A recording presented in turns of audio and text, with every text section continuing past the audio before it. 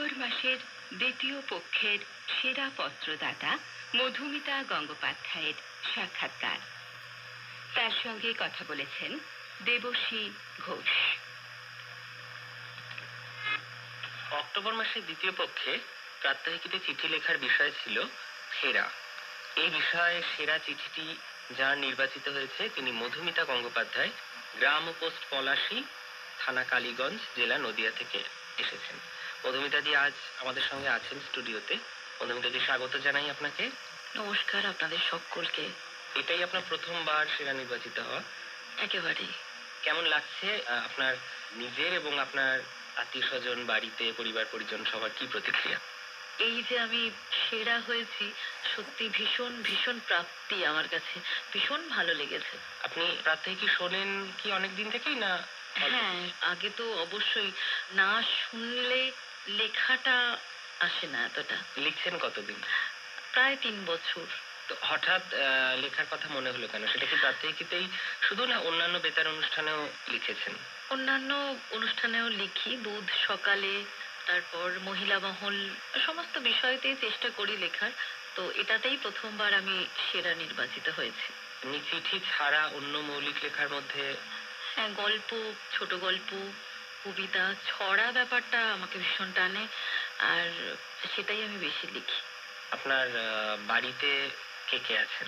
বাড়িতে ছেলে রয়েছে, আমার হাজবেন্ড রয়েছেন। তারা কি বলছে?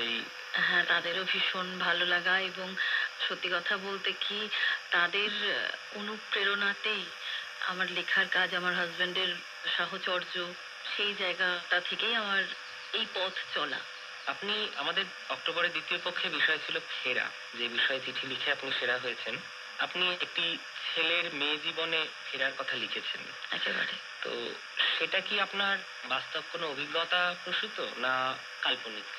আসলে আমি কলেজে গ্রন্থাগারিক পদে রয়েছি, সেই সূত্রে অনেক ছাত্রছাত্রীর সঙ্গে আমার প্রতিদিনের দেখাশুনো, কথাবার্তা সবটাই, এবং চলার পথে অনেক পরিবর্তন আমি এই সময় লক্ষ্য করি।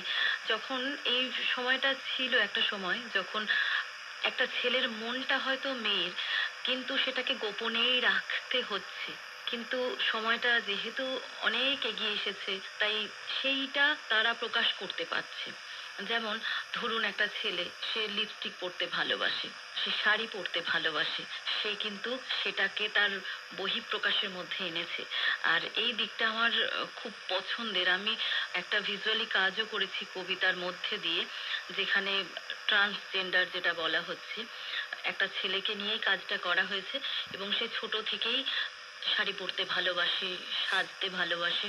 এটা বলতে পারেন এই ব্যাপারটা আমার কাজ করেছে, এবং তার মা বাবার সঙ্গে কথা বলে তাদের যে যুদ্ধটা এবং মানিয়ে নেওয়া, পরে সেই ছেলেটাকে মেয়ে রূপে মেনে নেওয়া, এটা অদ্ভুত এক শক্তির প্রয়োজন মা বাবার জন্য। হ্যাঁ। তো আমাকে ভীষণ নাড়া দিয়েছে আমার মনকে এই বিষয়টা, সেটা থেকেই আমার এই লেখাটা হয়তো। এই ক্ষেত্রে বলতে হবে যে একটা হ্যাপি এন্ডিং এর মতো সব ক্ষেত্রে সবাই সেই গ্রহণযোগ্যতাটা পায় না বাড়ি থেকে বা পরিবারের থেকে। আপনি বললেন যে আপনি গ্রন্থাগারিক পদে কাজ করেন। হ্যাঁ, হ্যাঁ। তো আপনার পড়াশোনাও সেই বিষয়ে? হ্যাঁ, সেই বিষয়ে পড়াশোনা। তো কেমন লাগে এই চাকরিটা করতে, যে সারাদিন বইয়ের সান্নিধ্যে, মানে সারাটা দিন আপনি বইয়ের সঙ্গে কাটান, তার বাইরে কি বই পড়ার নেশা বা বইয়ের প্রতি ভালোবাসাটা রয়েছে এখনো? একেবারে, সে ছোট্ট থেকে আজ অবধি প্রত্যেকটা মুহূর্তেই বই যেন আমায় ছুঁয়ে থাকে। আমি ভীষণ ভালোবাসি বই, আমি প্রচুর বই কিনি, এবং গ্রন্থাগারিক হওয়ার সূত্রে একটা বিষয় হয়েছে যেটা আমি সবসময় বইয়ের সঙ্গে থাকতে পারি। তো বই মোটামুটি আমার বন্ধু, এটা বলা যায়। আপনার প্রিয় লেখক?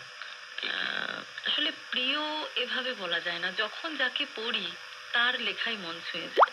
খুব ভালো লাগলো মধুমিতা দি আপনার সঙ্গে কথা বলে। নতুন বছরের শুভেচ্ছা জানাই আপনাকে। এই বছর খুব ভালো কাটুক। আপনি বইয়ের সঙ্গে থাকুন, লেখার সঙ্গে থাকুন, কবিতার সঙ্গে থাকুন। মধুমিতা গঙ্গোপাধ্যায়ের কথা আমরা শুনলাম। তিনি এসেছেন পলাশী, নদিয়া থেকে। অক্টোবর মাসের দ্বিতীয় পক্ষে প্রাত্যহিকীর বিষয় ছিল ফেরা। তাতে সেরা পত্রদাতা নির্বাচিত হয়েছেন মধুমিতা গঙ্গোপাধ্যায়। এবারে আমরা তার চিঠিটি শুনে নেব, যে চিঠির জন্য তিনি সেরা নির্বাচিত হয়েছেন। একটা মেয়ে জীবনে ফিরবে বলে ছেলেটা ছোট থেকেই অন্যরকম।